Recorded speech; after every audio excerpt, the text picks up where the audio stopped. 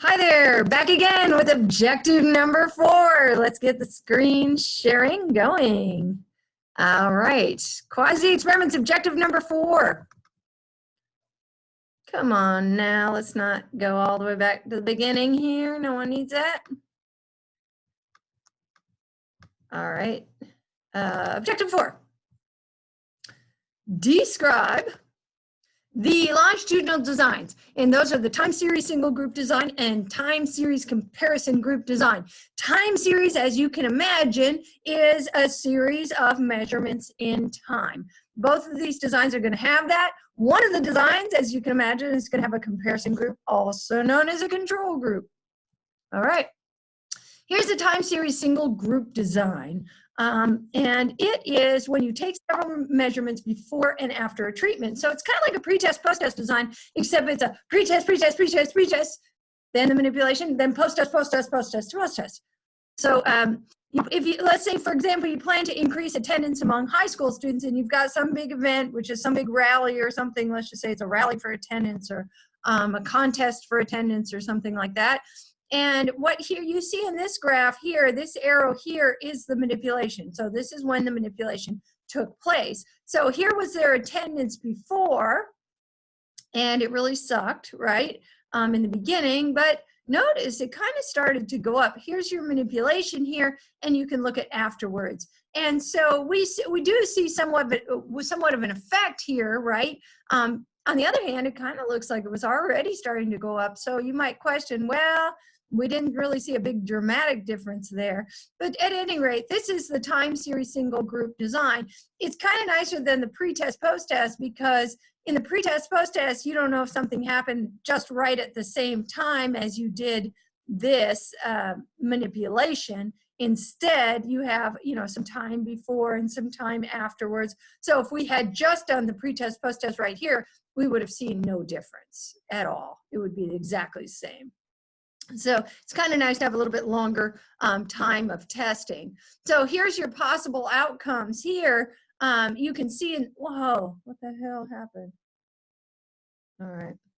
Okay, possible outcomes here. You can see in the first one, we see a temporary change. So right after we did, again, this is the manipulation here. Right after we did the manipulation, we got a change, but then the change went away. And everything in the red line is just chaotic, right? There's just no change at all because, it's just going up and down. Here's what we want. The third line there is the true change, and that's where, we start getting improvement, and the improvement keeps going up. And then notice on this last one, it's no change at all. And that was kind of what we were seeing on the last slide. We basically just have the problem of it was going up already, but that was not, it didn't change the trajectory in which it was going up there. So what are the problems? The problems are a confounding event. What if something happened at the same time as the treatment? So let's say, for example, you have your attendance, for example, your attendance event where you have this big attendance rally or attendance contest or something like that. And at the same time, winter started, the weather started getting really crappy. And so kids started coming to school because of that change in the weather, not because of your attendance rally. So history is always some event that happened in there at the same time as your manipulation. Okay, if you want to make this design a little bit better, you can add a control group. We call it a comparison group here just because it's not randomly assigned, but it's a control group. So it's the same as a single group design, but it adds a control group. So there's a very famous study looked at the impact of a crackdown on speeding violations in 1955. So what they did is they were saying, well, what if we give tickets for speeding violations like crazy for people who are speeding, and let's see what happens. But then there were only some states that did this. Other states did not do it. And so the states that did not do it were used as a control group. Now, remember, there's no random assignment here. Some states chose to do it, and some states chose not to do it. It was like completely voluntary. But we had a built-in control group because some states chose not to do it. So let's take a look at what happened here. In yellow, we have the state of Connecticut, and the state of Connecticut did do a speeding crackdown, right?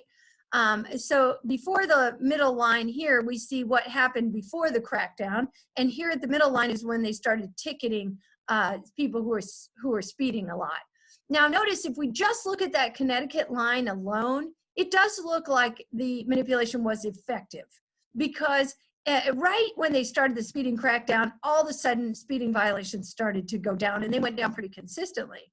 But when you add in those control states, you can see that the control states did the same thing, and they did not have the speeding crackdown. So obviously it couldn't have been the speeding crackdown if the control states were doing the same thing. So perhaps there were other factors there that might have affected the decrease there as a history effect. What's going on?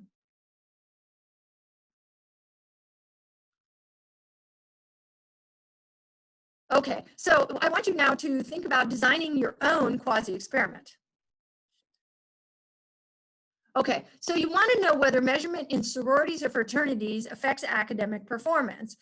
So you're going to design your study using a non-equivalent control group designs, and I want you to think about what are the problems with concluding the causal effect of Greek membership on performance. So stop the video now and see if you can do this, and then I'll explain it. Okay, well, what you would do in this case is you would look at people who are already in Greek organizations. Remember, because there's no random assignment here, so you look at people in Greek organizations versus those who are not in Greek organizations. And this is what's called the non-equivalent control group, because remember, they're different in many, many different ways already, the type of people who join a Greek organization versus those who do not. And then you look at their effects on academic performance. And let's say we found out that those who are in the Greek organizations did better on academic performance than those who are not in the Greek organizations. The question would be, can we conclude that the Greek organizations actually caused the students to have better academic performance? And the question there is, what are the problems with that? Now, in the non-equivalent control group design, as long as you don't have a pretest, there's only one big problem that you can have. And the problem is selection. Selection is a major problem there. So I want you to think about how that problem occurs, and go back to the part on selection if you're confused about that. Okay, this is another activity that you guys can do. Try it out yourself. You can read this article, Unhappy Marriages Due to Low Blood Sugar, and ask yourself, is the headline descriptive, correlational, or causal? And clearly, obviously, they're trying to say cause and effect.